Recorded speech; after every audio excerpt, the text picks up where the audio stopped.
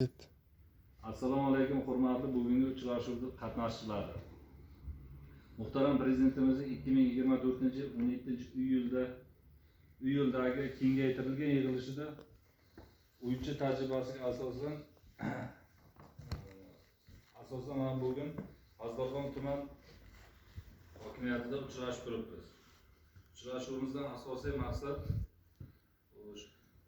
mijozlarning faoliyatiga duch keladigan qiyinchiliklar va muammolar, takliflar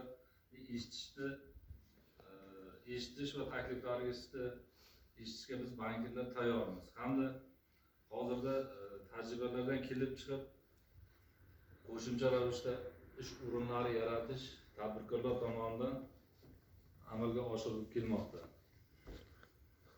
Siz tadbirkorlar tomonidan hozirda qiyinchiliklarga duch keladigan masalalar, muammo, takliflar bo'yicha murojaatlaringiz bo'yicha biz eshitishga tayyormiz.